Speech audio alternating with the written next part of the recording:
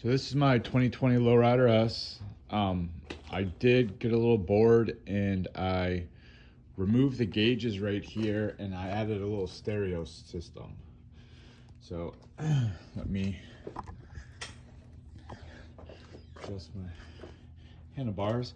So my gauges that were right here where these speakers are.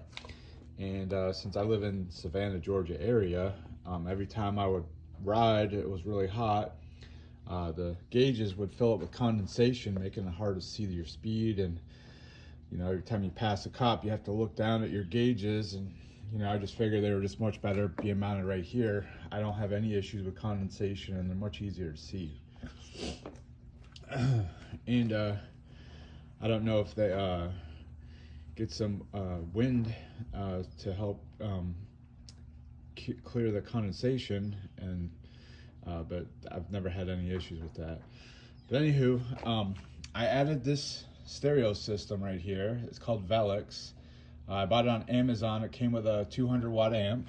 Okay, as you can see, I got one set of Alpine speakers mounted right here in the cowl. And what I did was I just put them on a little bracket and mounted them right behind that cowl mounted, or that gauge mounting bolt. So I put it on like a 2-inch bracket, and they sound great. They're not marine grade, but where they're located, they're pretty waterproof or water resistant. They're not gonna get rained on because the cowl is there. The speakers, on the other hand, I bought them on Amazon. They're from a company called Rockville, and they are not marine grade. Even though it says Herdio, those are just speaker covers that I glued onto this plate right here. The speakers are actually from Rockville. I got them on Amazon. I think they're like $54, but they're rated for either 200 or 300 watts. So that was more than enough power to be handled for my 200 watt amplifier that I mounted. And I'll show you that here in a second. But these are not waterproof speakers either. So what I did was I got some Flex Seal right here. This Flex Seal clear, and I sprayed a little bit on there, so make it a little bit more water resistant. Okay, so I got the speakers here. These are 3.5-inch speakers, and what I'll do is I'll try to list the links to the speakers, the tweeters, and the amp system. I'll show you the amp system I got to that I mounted to my saddlebag. Takes up a little bit of room in my saddlebag, but not much.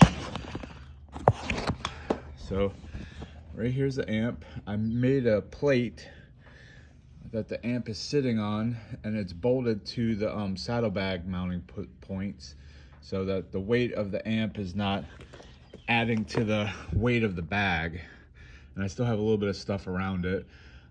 I've ridden probably 2 one-hour rides with this amplifier. It sounds great while you're riding. It does not sound very good while you're sitting.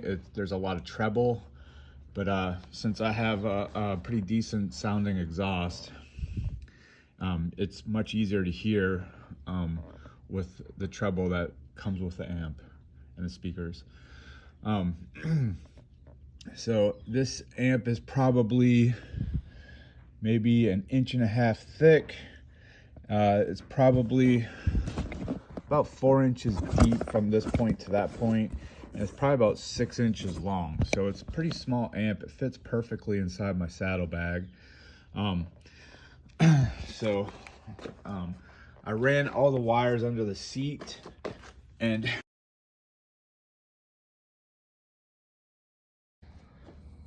got a tweeter there and a tweeter there, and it's all run underneath the gauges and in through this port and underneath the frame and the gas tank. Then I have all the wires ran right here up and around, and I'm going to mount this amp that I built this bracket for right here in my saddlebag. So it's going to mount like that onto my saddlebag. Then I'm going to have these 200 watt speakers mounted on this piece of plastic and mounted right here where the gauges used to be. So all together I'm going to have 200 watts going to this bike. Right here is the only place you'll see a wire, and I'm just going to zip tie that up a little bit tighter so it's totally not visible at all, but that's the only area. I did run the wires under the tank and in through this port right here and through the frame, and these wires I just ran right under here and meshed them in with the other wires, the power wire, the control wire, the tweeter wires, and I ran everything under the seat into the amplifier, right under the seat and through this position. So now we're gonna hear what the speakers and the stereo system sounds like. It is a Bluetooth system. It does come with a USB port too, so I mounted that right here. It's loose. I'll probably put like a rain protective cover on it, just in case I'm riding and it starts raining. It'll have a little bit of more weather resistance, but makes it so much easier when you're sitting on the bike. You don't have to fishtail under your gas tank to find the USB port to plug in your phone. So you can kind of do that while you're riding. And then I got a little retractable USB port cord that I can plug in right to my phone. It doesn't dangle and get stuck in moving parts. So let me go grab the key. Actually, I already have it. All right, so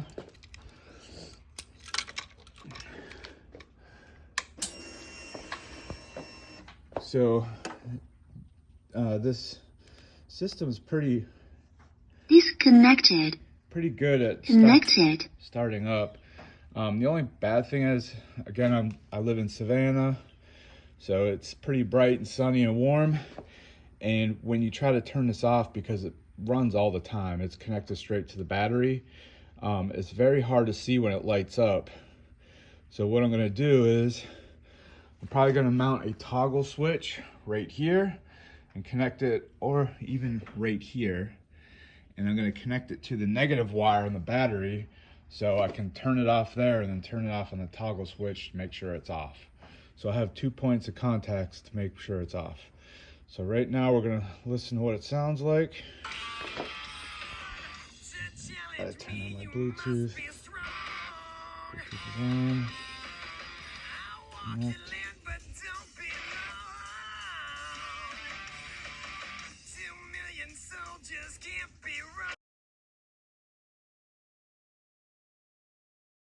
All right, sorry about that, everyone. I had to reset the system.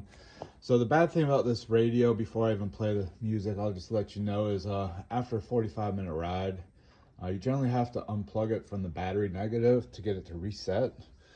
So what I'm gonna do is I have a wire that's out right here, and I clipped it, and I have a wire nut cap on it, and what I'm gonna do is just gonna install a toggle switch on this metal plate right here, so I can just press it.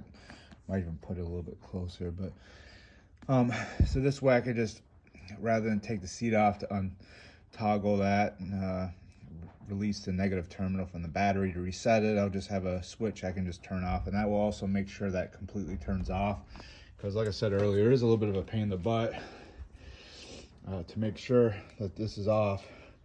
The light doesn't come up very well in the sunlight. So here's the system.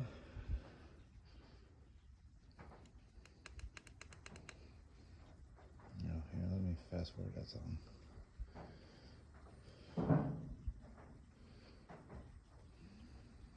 Yeah, gotta put it on the. So this is a perfect volume. This is a perfect volume for me while I'm riding. I can hear this at speeds of over 60 miles an hour to 70 miles an hour, no problem at all. Like I said, there's a lot of treble, there's no bass. These little speakers have very little bass. Obviously, the tweeters have no bass, but it works very well. You just don't have much bass. So I hope this video helps somebody else out. I've been thinking about putting on another video about how I installed this system. But if you're interested, just let me know in the comments. Thanks.